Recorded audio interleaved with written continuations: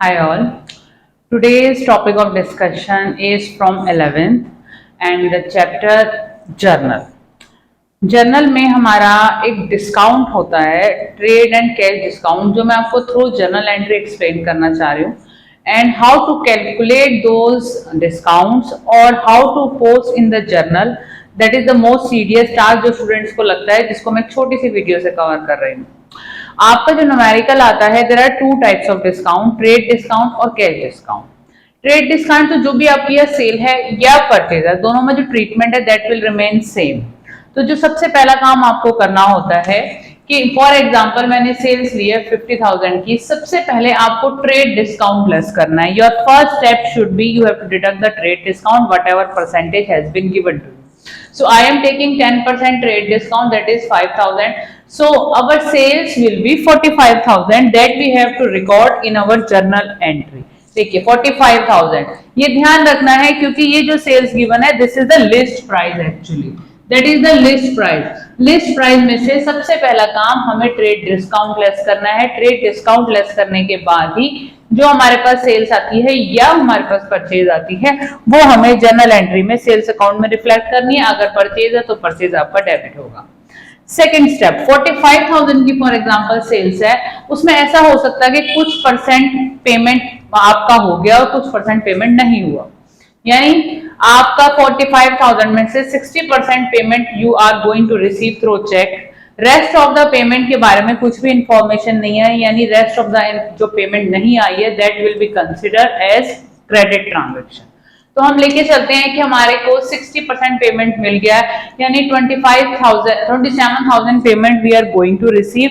But अगर prompt payment मिलता है आपको तो समटाइम्स सेलर या बायर दोनों ही केसेस में आपको एक डिस्काउंट मिलता है, that is termed as cash discount, जिसको हम जर्नल एंट्री में रिकॉर्ड करते हैं. अब if prompt payment is going on at that time you are going to avail a cash discount of 2%, जो मैं एक न्यूमेरिकल के थ्रू समझा रही हूँ. तो 27,000 जो आपका कैश सेल्स था, total sales was 45,000, 60% payment has been received. 60% जो पेमेंट मिलने वाली है हमको वो 27,000 रुपीज आती है, जिसपे हमने 2% फर्दर कैश डिस्काउंट क्वेश्चन में दे दिया है. तो जो आपने फर्दर कैश डिस्काउंट दिया है वो आपको इस 27,000 पे ही कैलकुलेट करना है. वो कैलकुलेट करने के बाद जो आपकी रेजिडुअल अमाउंट आएगी that will be posted in the journal entry. अब अगर आपके ये जो क्रेडिट ट्रांजेक्शन है 60% कैश हो गई तो 40% आपकी क्रेडिट हुई, यानी कि 18,000 rupees. Now how will you pass in the journal entry? आपको 26,460 you are going to receive. तो bank account debit, through cheque है तो आप बैंक अकाउंट दिखाएंगे, थ्रू कैश है तो आप कैश अकाउंट रिफ्लेक्ट करेंगे. तो 26,460 we have received. We have allowed a discount of 540, that is a discount allowed that you have to show. Rest of the amount we are not able to receive, it means that is considered as credit transaction. तो हमने उस party Raj for example मैंने नाम लिया है यहाँ पे, तो राज हमारे जो बायर थे उनका मैंने यहाँ पे नाम लिखा है, वो एज अ डेटर कंसिडर होंगे, that will pay you in future to sales account. So you have to post in this वे.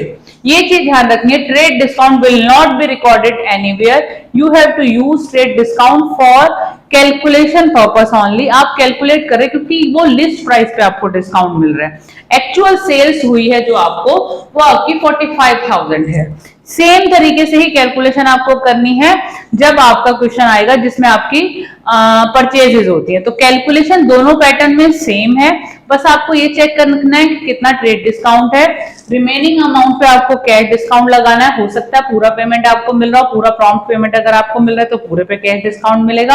अगर कुछ परसेंटेज आपको मिल रहा है और कुछ नहीं मिल रहा है तो क्रेडिट सेल्स पे कभी भी कैश डिस्काउंट नहीं मिलता, क्योंकि वो प्रॉम्प्ट पेमेंट कर रहे हैं, इसीलिए कैश डिस्काउंट वो अवेल कर पा रहे हैं.